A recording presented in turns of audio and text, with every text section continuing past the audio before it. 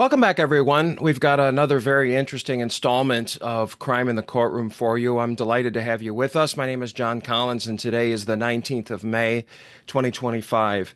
Before I introduce today's guest, who also happens to be a fellow author and a prominent researcher and thinker in the area of criminal psychology, I want to begin as usual by thanking our season sponsor, Promega, host of the International Symposium on Human Identification, which is the largest conference in existence dedicated to the practice, the challenges, and the opportunities of forensic DNA testing. For over 45 years, Promega has been helping scientists find the answers. Going beyond a focus on products, at Promega, we bring a network of diverse ideas and solutions to drive better results, not only for our criminal justice system, but to protect and preserve our quality of life through the practice of life science. Promega, turning questions into discoveries. Learn more at promega.com. And for information about our upcoming symposium later this year, please visit ishinews.com. That's ISHINEWS.com. I also have a quick announcement and want to just inject a reminder that our next online offering of advanced expert witnessing for forensic laboratory scientists is coming up fast. That runs for 4 days, beginning on Monday, June 2nd. So if you would like to register, you still have time. You can visit criticalvictories.com/forensic to browse the course information or to just register right away. Again, that begins on June 2nd, and you can go to criticalvictories.com/forensic for more information. For those of you who read my book, The New Superior, A Better Way to Be the One in Charge, you may recall that I committed some effort in the book to discussing extreme personalities, not only as they relate to the workplace or to one's professional responsibilities, but also as they relate, again, in the most extreme instances, to the commission of violent crime. And in The New Superior, I discussed workplace hostility and some of my own experiences in supporting our criminal justice system's efforts to improve its effectiveness in the investigation and prevention of criminal sexual assault. And it's my opinion that the crime of forcible rape is often perpetrated, or perhaps always perpetrated, by individuals who suffer from an extreme impairment in the functioning of their brains as far as their ability to empathize or to recognize any value or legitimacy to the feelings and well-being of others. We would call such individuals sociopaths or psychopaths, a subject that I've taken great professional interest in, mainly because of how prevalent such individuals are in our society, which some credible estimates place at about 2 to 4% of the population. But also because these individuals are vulnerable to violent impulses, which is where the disorder should command the very sincere interest of our entire criminal justice system. Today, I had the opportunity to speak with Dr. Jacqueline Helfgott, a professor and director of the Crime and Justice Research Center in the Department of Criminal Justice, Criminology, and Forensics at Seattle University. She holds a PhD and MA in Administration of Justice from Penn State University and a BA in Psychology and Society and Justice from the University of Washington. Her research specializations include criminal behavior, psychopathy, copycat crime, corrections and reentry, public safety and police community engagement, crisis intervention, law enforcement, and community restorative justice. And she teaches graduate and undergraduate courses at Seattle University, including the Psychopath, Criminal Justice Theory, Typologies of Crime and Criminal Behavior, Criminology, Trafficking, and Murder, and also movies and copycat crime. In my conversation with Dr. Helfgott, we discussed the very serious problem of criminal psychopathy and its causes, whether or not it can be treated, and why it should be taken so seriously as an ongoing threat to public safety. Here's my conversation with Dr. Jacqueline Helfgott at Seattle University. I hope you enjoy it. Well, thank you for being here. I really appreciate it. And I've been looking forward to speaking with you because the subject that we're going to be talking about has been really something that's fascinated me for quite some time. For me, working in forensic laboratories, dealing with the investigations of violent crime, The subject of psychopathy, particularly also in the area of criminal sexual assault, has been really important to me, and I've written about it as well, not from the area of expertise that you have. So let's start here. When people think of psychopaths, I think a lot of people think of, Charles Manson, Ted Bundy, Jeffrey Dahmer, Richard Ramirez, these individuals that we sort of feel like they're like cold-blooded reptiles masquerading as humans. But it's more complicated than that. So what in from your perspective, what is a psychopath? What is psychopathy? And also how is it diagnosed? Yeah, so I think the core characteristic of psychopathy that many authors have talked about, is the lack of attachment to other human beings. Bob Hare in his book, Without Conscience, has called it Without Conscience, and Reed Malloy in his work, The Psychopathic Mind, has talked about it as human disidentification with humanity. In my book, No Remorse, I focus on the lack of remorse aspect of it. So different authors have talked about just that lack of human attachment, whether it's, lack of conscience, lack of remorse. So that's the fundamental feature of psychopathy, is a lack of attachment to other human beings. Which creates a situation where if you don't care about other people, you can do whatever you want to them. In terms of how psychopathy is assessed, the psychopathy checklist revised, developed by Bob Hare, was first published in 1990. The second edition was in 2003, and that's become the international standard for assessing psychopathy based on the 20 items on the psychopathy checklist. So if a person scores above 30 on the psychopathy checklist, they're seen as a primary second psychopath. And if a person scores between 20 and 29, they're seen as a secondary psychopath. But more and more researchers are looking at psychopathy on a continuum model, where you can be, anywhere along from 0 to 40 on the psychopathy checklist. And so a person can be a little bit more psychopathic than others. So a lot of researchers are looking at it more on a continuum model I have recently. sort of a broad understanding as a professional coach. I have a broad, but definitely not a deep understanding of what is often called antisocial personality disorder. What what is the difference between, or is there a difference between psychopathy and sociopathy? Yeah, so the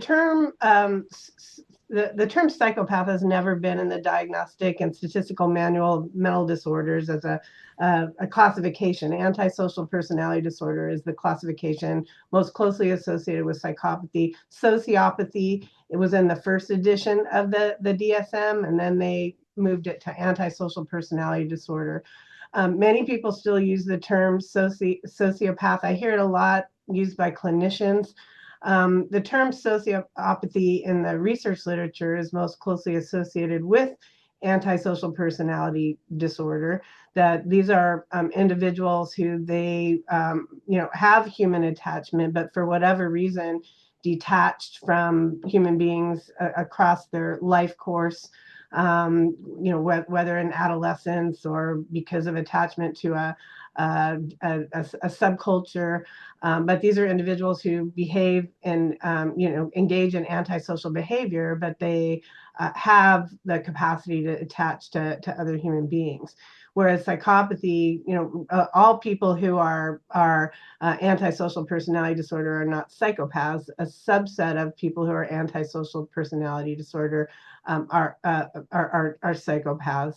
But psychopathy is much more of an extreme variant of antisocial personality disorder.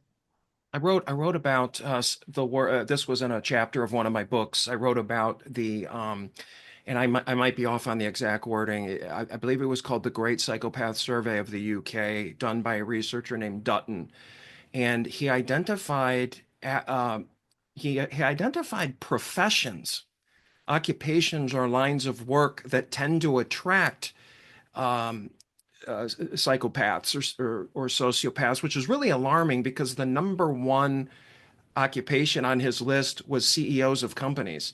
And it almost made me wonder when I was reviewing some of the work was, should we be testing individuals, should boards of directors of publicly traded companies be testing individuals that are going to be leading, companies whose stocks are publicly traded? It's a really, I mean, the implications of this it can be really profound when you think about it. Does that make sense? Yeah, I mean, there's been a lot of research on this and the whole notion of, you know, uh, industrial psychopath or the subclinical psychopath, and Yeah.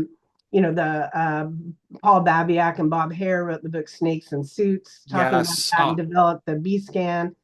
But yeah, I mean, there are certain professions that if you have more psychopathic traits, you're going to be more likely to succeed in a lot of ways in that profession. I recently published an article on personality traits in law enforcement officers, and there's been some research on that suggesting that some psychopathic traits can actually help in situations where you're faced with a lot of trauma and you couldn't do your job unless you walled yourself off from experiencing that trauma. That doesn't necessarily mean that those individuals are primary psychopaths who would score, above 30 on the PCLR, but people with more psychopathic traits may do better in certain types of professional environments. What sparked your interest in psychopathy? You've really got an impressive body of credentials in this area, including the books that you've written. How did you take this on, or what inspired you?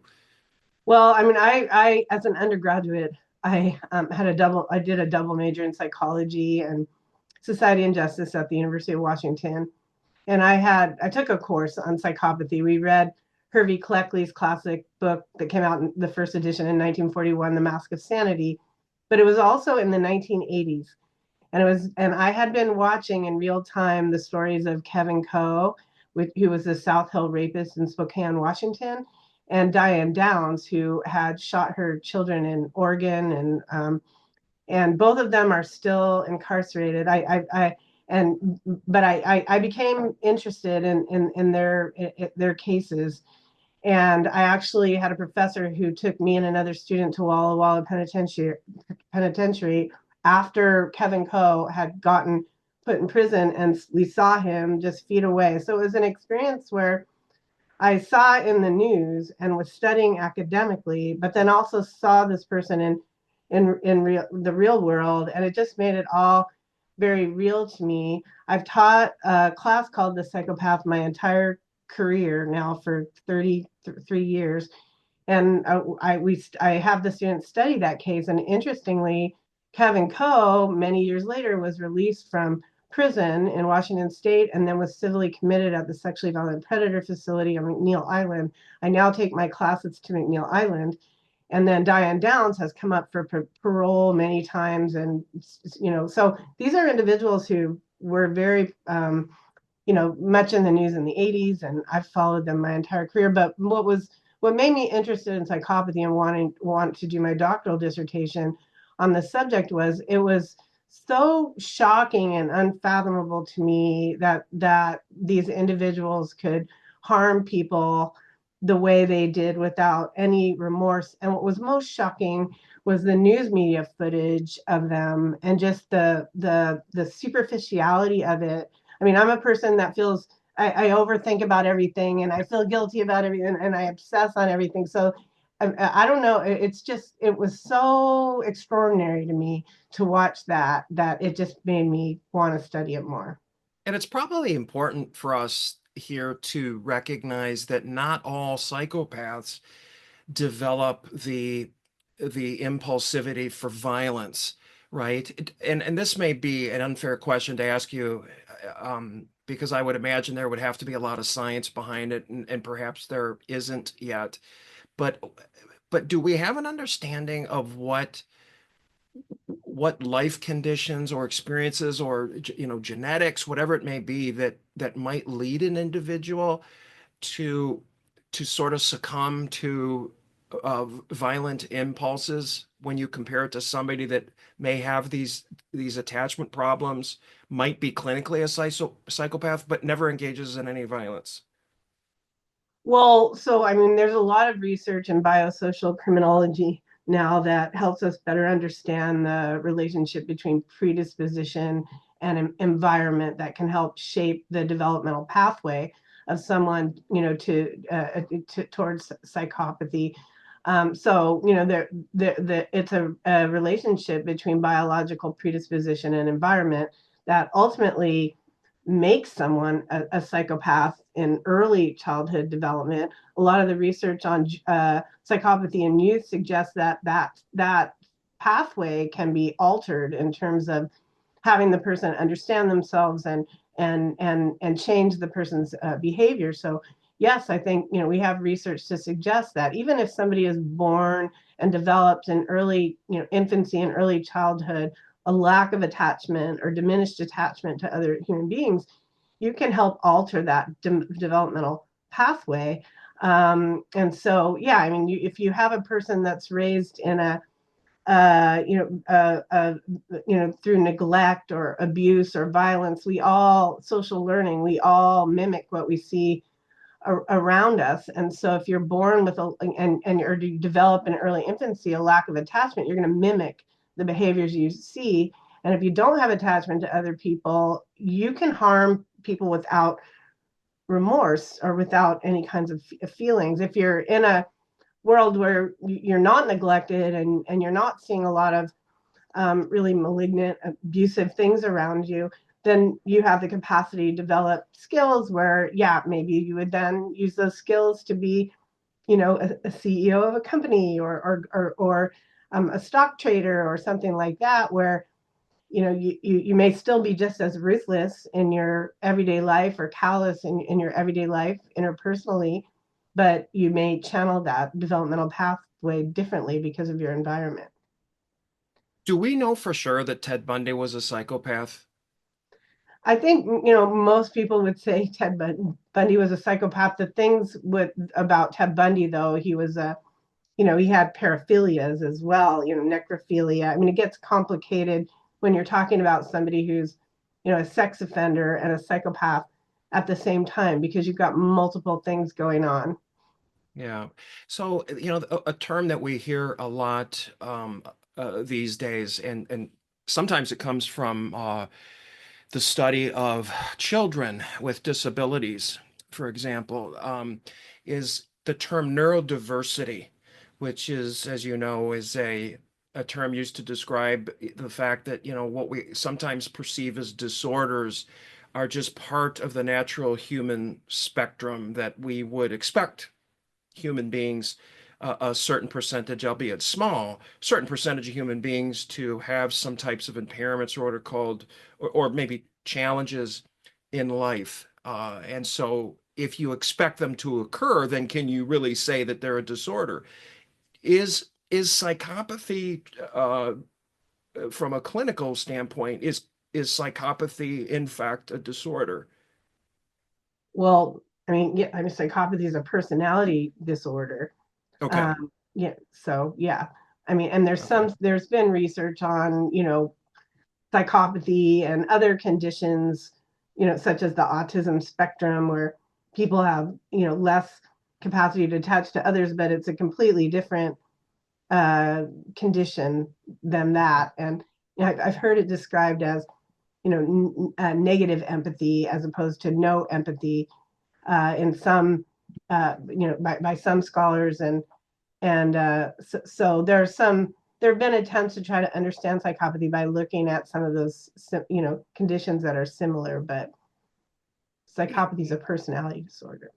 Is it possible for an individual to experience what we might describe as situational psychopathy. In other words, somebody might not be clinically diagnosed as a psychopath or having antisocial personality disorder of any sort, but for whatever reason, in particular situations, the person maybe is overcome with stresses, let's say, or is overwhelmed by the conditions of a particular situation to the point that they temporarily or situationally lose their ability to attach. And I think of, again, because of my own professional background, I think of criminal sexual assault as a situation.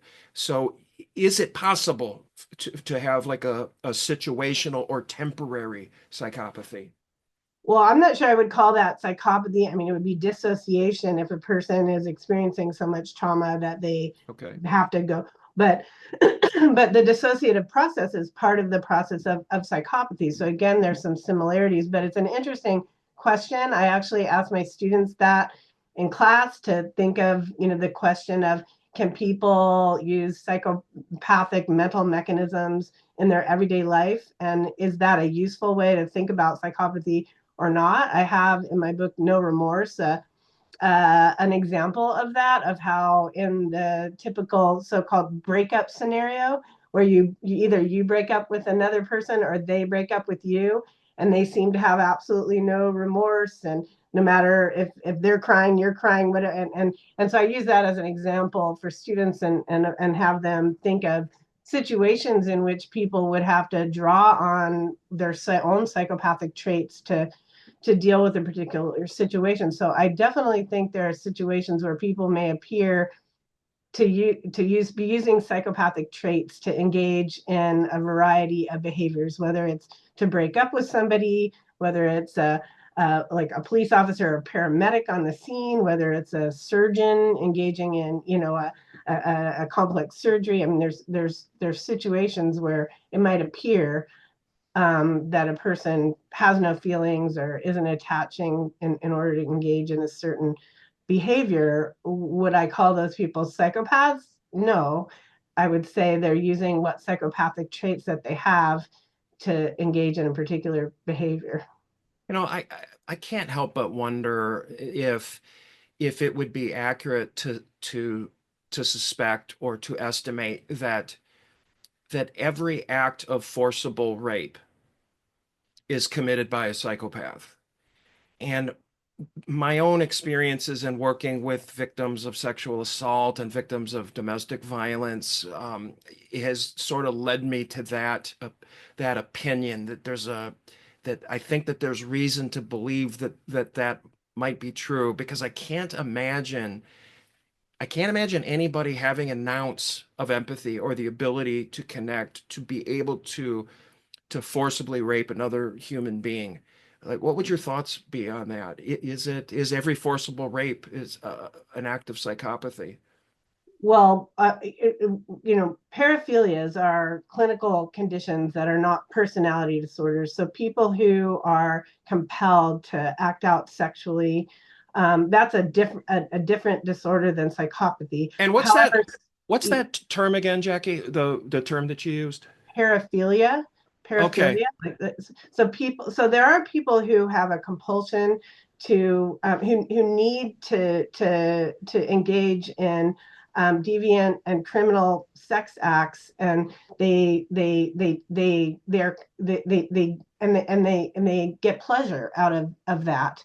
There are people who engage in those sex acts who are also would score high on the psychopathy checklist, which would make them appear to be sadistic rapists. And however, the act of getting pleasure out of sexually assaulting someone is very different than psychopathy. In fact, in Hervey Cleckley's book, The Mask of Sanity, he talks about how hedonism and psychopathy are not the same. And if you get pleasure out of something, psychopaths don't have pleasure.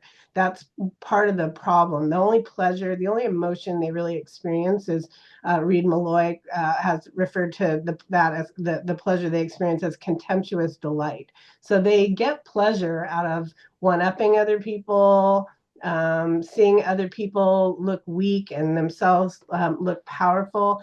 but that's a different condition than getting pleasure out of sexually assaulting someone. So their psychopathy is a personality disorder, and if you have a paraphilia and you engage in a sex act that is a clinical disorder because you get pleasure out of that, but put the two together, and that's extremely harmful. Okay, very dangerous. Absolutely. I thank you for clarifying that term. So going back to psychopathy specifically, do we know the prevalence of the disorder in the human population? Well, most figures suggest that there's 1 to 3% of the population are psychopathic in the general population, and 15 to 20% in incarcerated populations. Okay. And is it changing at all? Well, that's a really good question. I mean, there's not enough cross-cultural research on psychopathy, especially in non-Western countries, to really understand. But it's an interesting question to think about as to whether or not, masculine, individualist, capitalist society breed more psychopaths than collectivist societies. That's probably not going to be the case from a clinical perspective. The society a person lives in will shape the manifestation of psychopathy and what it looks like on the outside. So a capitalist, individualist culture may make it a situation where it's not as easy to see a psychopath than in another type of culture. I would say that depending on that the changes, technological changes. Recently wrote a book on copycat crime, looking at the advances in technology and how that has influenced criminal behavior. And we do live in a culture where it's a lot easier to objectify other people. Everything is media mediated, and so I do think that that's creating a situation where people who are not psychopaths, or people who might have psychopathic traits but are not primary psychopaths, are much more capable of objectifying other people and harming other people, because we're not living in. There's another book, one of my favorite books, called the by Joel Black, called The Aesthetics of Murder, and he talks about how we moved from the ethical realm of the real to the aesthetic realm of the hyper real. And in my book, I talk about how we moved now to the digital realm of the unreal, where we can't even see the difference between reality and and fantasy. So I think that and technology has created a situation where people are more able to objectify other people. But in terms of, does the research suggest that there's an increase in psychopathy because of that? We don't have research that to date that will definitively answer that question. But I think that there's a lot of evidence that is focusing on the objectification of other people, which is a key feature of psychopathy, that there is an increase in that. And I think that there's other kinds of data that support what you're saying, and it's interesting that we're talking about this because just yesterday I gave a speech at a law firm, and one of the things that I was discussing was mental health, and there was a really interesting study that was done. I apologize, I don't have it in front of me, but from the year 2007 to 2021, during that period of time, the rate of suicide amongst individuals aged 10 to 24 increased 62%. And even more alarming, children ages 10 to 14 during that same time period, 2007 to 2021, tripled. The rate of suicide tripled amongst children 10 to 14. So there's things going on in the culture that are problematic from a mental health standpoint. So it would seem that particularly your mention of technology, which includes social media, that something is happening that's impacting mental health. And so I suppose then it's not a far reach to think that, well, you know what, maybe society right now is creating the conditions that whether it creates more psychopaths or not, but perhaps enables them. Um, Well, it definitely what it enables psychopath, especially with the the digital subcultures such as the incel movement, and so there's opportunities for people who have psychopathic traits to get themselves, or people who are psychopaths to get themselves in these subcultures with people who may have psychopathic traits but may not be psychopaths, and then they can get things done. I mean, there's research in in terrorism and other subcultures where you've got people who are probably primary psychopaths interacting with people who are secondary psychopaths and maybe even non-psychopaths, and they're insulated in this cult subculture. And I wrote about this in my Copycat Crime book on what happened with the insurrection and the digital culture influencing people in the insurrection. So you definitely, it creates a situation where psychopaths and their and adolescents who may have psychopathic traits are they're getting their ideas validated, and I think we're seeing that a lot in the incel Yeah. subculture. So as we mentioned earlier, psychopathy does not always, and maybe we could say most of the time, it doesn't result in an impulse to kill or a violent impulse. I'm curious what your thoughts might be, for everybody out there watching and listening, that what might an individual experience in just sort of an everyday life kind of a scenario, whether it's at work or whether it's in their personal business, if they were to actually encounter a psychopath, what might that experience be like? And are there any telltale signs that might trigger, justifiably so, trigger some suspicions that this individual might be a psychopath? Well, I mean, a lot of the traits on the psychopathy checklist. I mean, a person could read the Mask of not the Mask of Sanity, the Without Conscience by Bob Hare, and get a sense of the features on the psychopathy checklist. Not that people should be diagnosing people around them as psychopaths, because As fun as that might be, right? but yeah, there's another book by John Ronson, The Psychopath Test, where he talks about the dangers of that.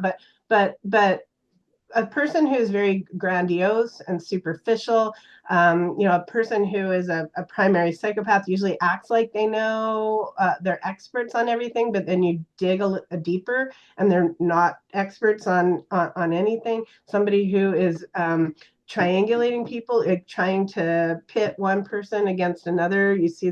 Can see this in the workplace, where it takes a long time to figure out the manipulation that a person is engaging in. But once you talk to multiple people, you'll find out, things going on.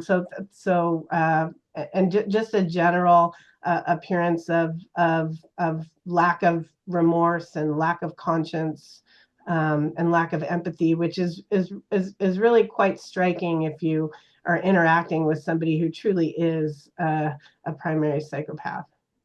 A colleague of ours, his name is Dr. Michael Wellner. He's a forensic psychiatrist. He Mm-hmm. works in the New York area. He developed an instrument called the depravity scale. I really want to.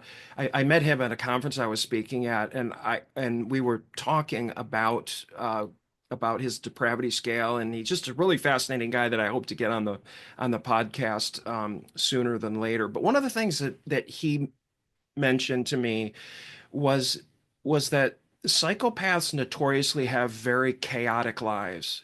Their inability to connect also comes with a real significantly impaired ability to read people. That the social cues, things of that sort.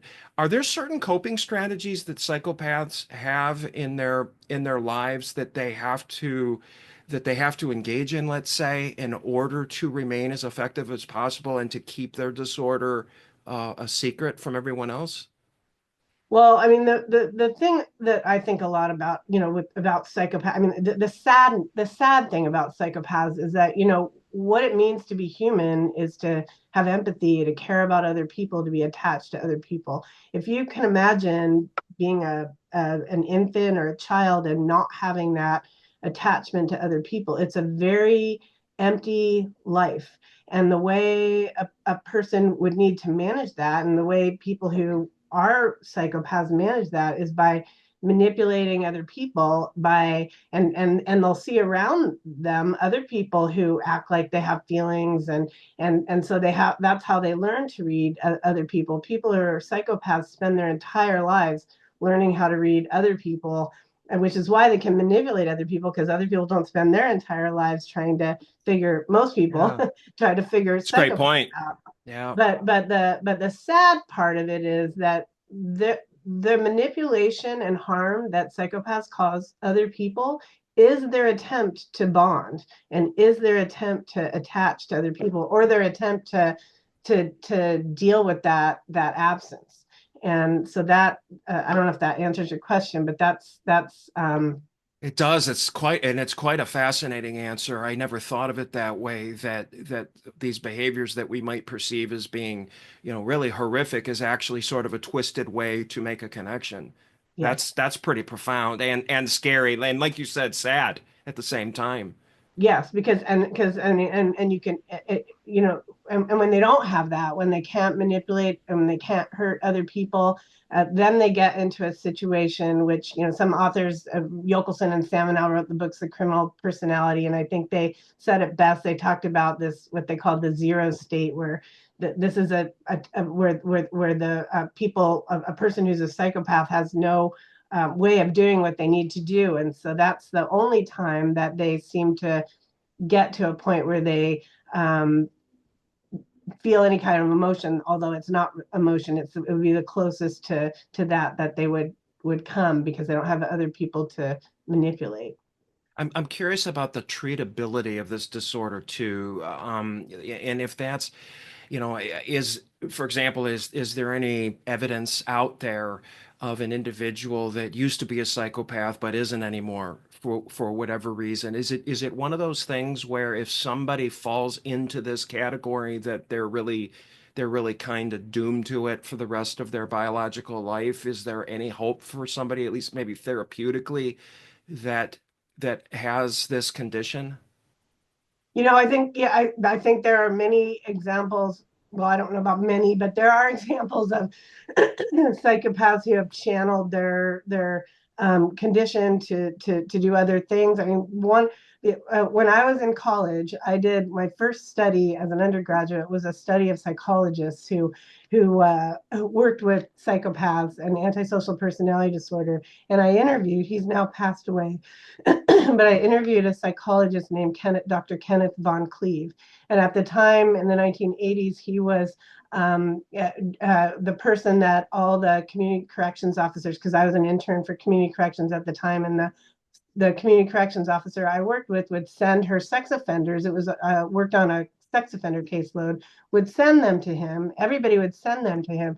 I interviewed him as an undergraduate, and he told me that he got his PhD when he was in McNeil Island Penitentiary at the time when they were allowing the prisoners to get PhDs. And he told me that he was a self-proclaimed psychopath, and that he had channeled his personality disorder into being a psychologist, and he had to learn how to identify his own character traits and channel them into being a psychologist and working with sex offenders. So I think there are people who, and that's one of the, you asked about treatment. Most of the treatment, I think the problem with developing treatment models for psychopaths is that it's such a small subset of all the people in an incarcerated population, people who are primary psychopaths.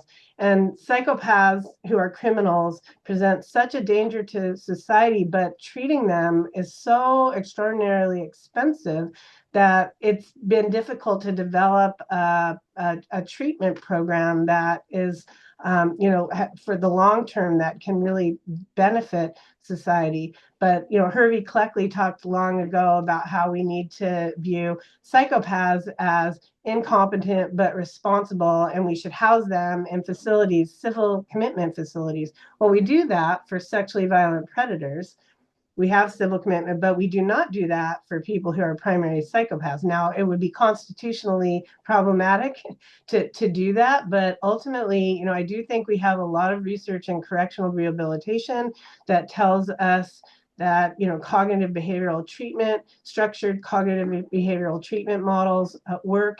There's has been a manual put together on the treatment of psychopathy that's put out by multi-health systems, but that manual is really just putting together the research that we have in the correctional rehabilitation literature on cognitive behavioral treatment and all the research that we have on psychopathy. I do think that research is available to help us understand how to treat psychopathy, but it's very expensive to do so. Yeah, and to help us perhaps detect it when we see it, and that takes me to a question about, well, what has been a pretty significant issue over the last 20 years, which is sexual assault on college campuses. And you've brought in another term which has been really, really helpful and interesting to me, which is this paraphilia. So that our understanding of that expands this discussion as well. But are there things that a university, let's say, could do if it was trying to identify men who are, in this case, it would be, young men coming into college? Is there anything that a university could do to test or to try to detect individuals who have a perhaps a propensity or a vulnerability to prey upon women to the point that they might commit forcible rape on campus? Well, I mean, a lot of the studies show that it's the majority of men that have sexual fantasies towards women, and that's not a psychopathy problem. That's a culture problem. And the the absence of our understanding and our intentional sort of deflection of the ideas of boys and men around women and the ideas that women have about themselves. I mean, we live in a society that dichotomizes what it means to be male and female, where women are victims and men are perpetrators, and that gets conditioned into everybody's minds, and it's in the media and it's around everything that we see. And so my answer to that question is that giving the psychopathy checklist to male college students on a college campus, for example, is not going to get rid of sexual assault on campus. It's culture that perpetuates the gender stereotypes and the identification of women, the value of women through their sexuality and the value of men through their power, that creates a culture that where sexual violence is so prominent, and not a lot has changed that over. I mean, I was raised in the heyday of the feminist movement, but and had a lot of thoughts when I was a kid about how things would change, and it's shocking to me how things have not changed around the way that women are viewed because for their sexuality, and how men are viewed for their power, and so it's culture that needs to change to address some of that. So I'm not sure that answers your question, Yeah, but it does.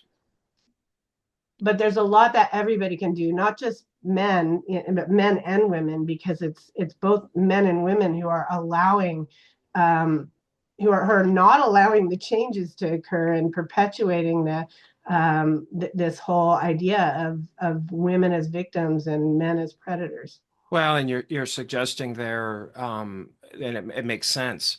You're suggesting that some of these occurrences that we see when they do happen are sort of people succumbing into falling into role stereotypes, or maybe it's fueled by those stereotypes. So education could be a significant part of that. But I I don't think we're ever going to be able to completely eliminate it.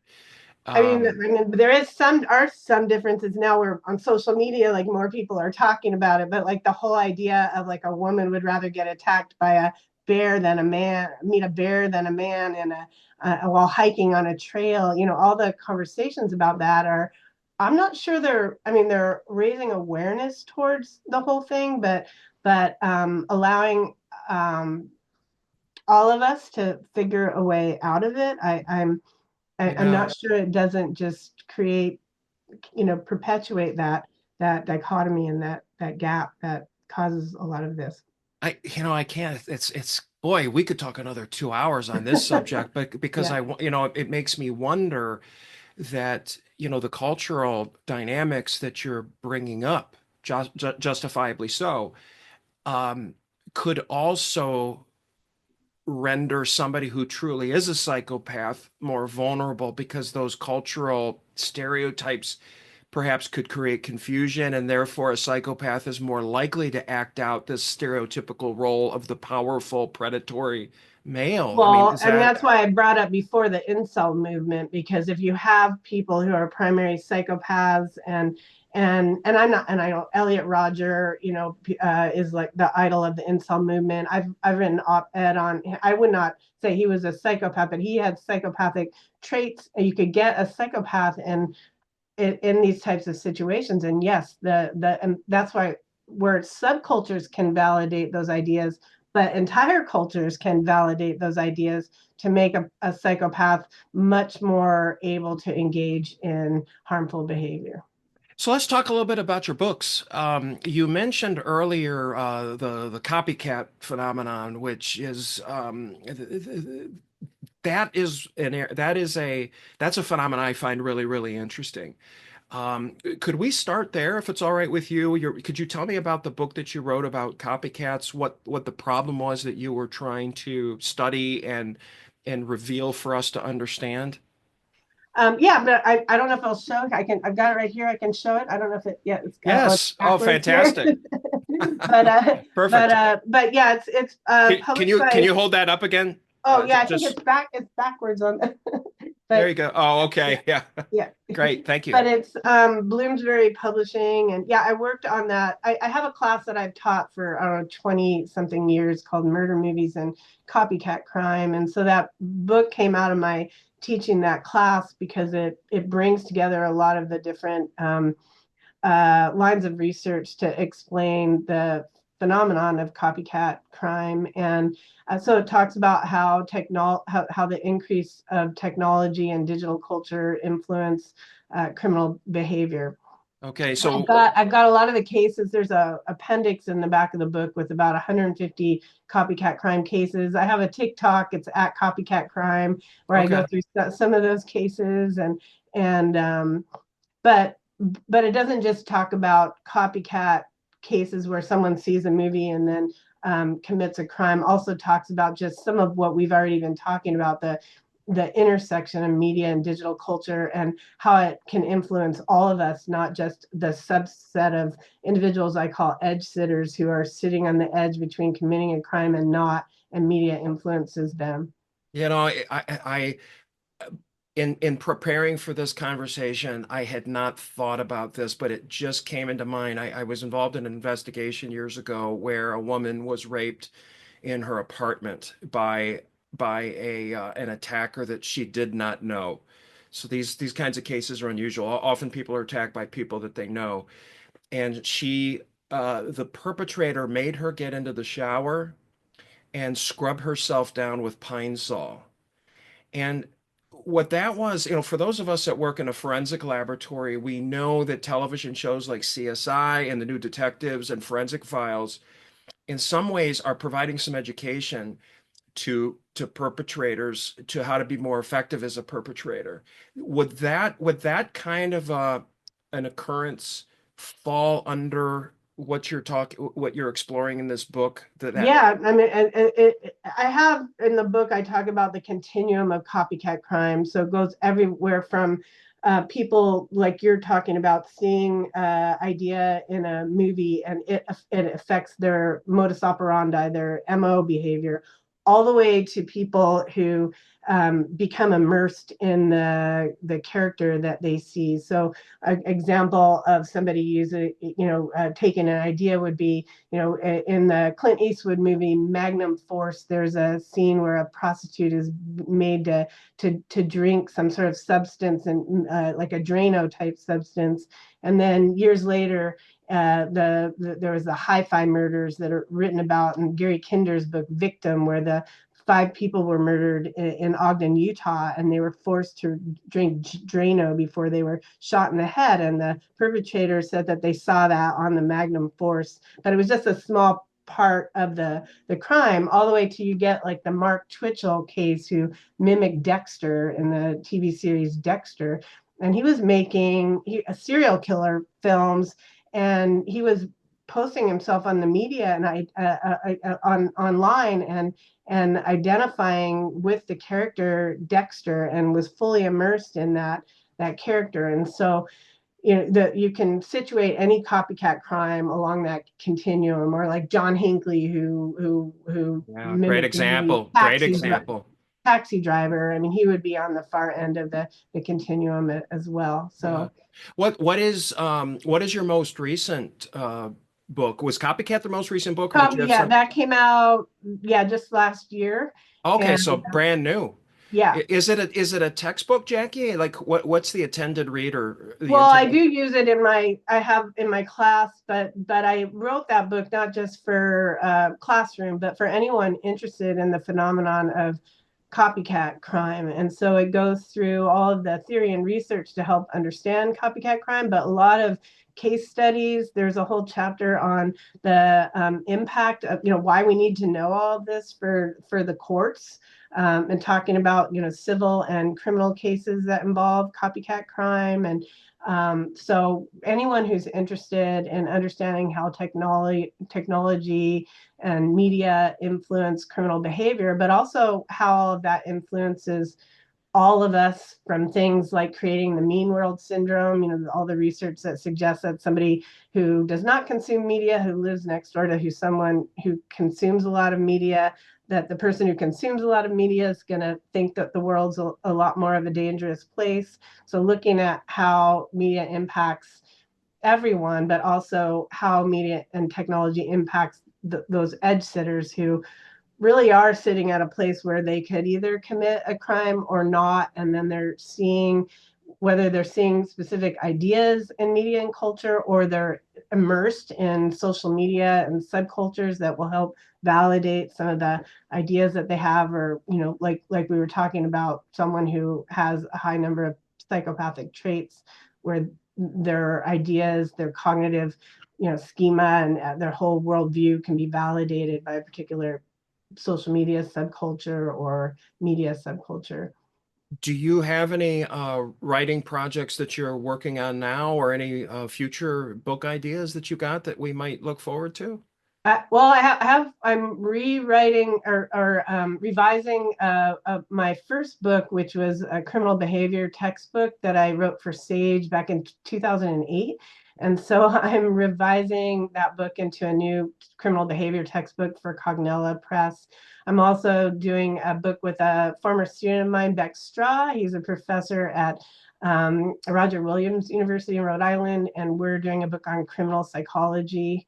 And then my dream book I haven't got to yet, but I hope to someday, is a book on prison art. I spent many years doing art in prisons, and so Oh, just looking at outsider art, prison art, and just the phenomenon of that. oh, that would be amazing. So actual prison art. I want to make sure that everybody heard that. Yes, prison art. Yes. If you come into my office, if anybody's in Seattle and wants to come into my office, I have prison art all over my walls. We had a prison art show some years ago at Seattle University. I did a program for many years in the prisons. And so it's just it's an interesting, and one of the most interesting things about prison art is that you can have people who have committed really heinous crimes, multiple murders, but then you meet them in the prison, and they're in the prison hobby shop, and they are able to spend a life, even though they have life without the possibility of parole in some cases. They're Yeah. still creating art, but there's a lot of things about prison art that are interesting in terms of just what it means for society. Well, let's you and I agree someday to come back on the show and let's talk about that because Okay. I think that would be fascinating. I really would for a lot of different reasons. So how can our viewers and listeners get some more, learn a little bit more about you, find information about you? I have most of what I've done on my website. It's jbhelfgott.com. And so I have articles on there, reports I've done, and yeah, everything's on there. And then also visit Seattle University. I'm the director of the Crime and Justice Research Center in the Department of Criminal Justice, Criminology, and Forensics at Seattle University. So you can find me on there as well. And so any students interested in any of these classes I've mentioned, Seattle University.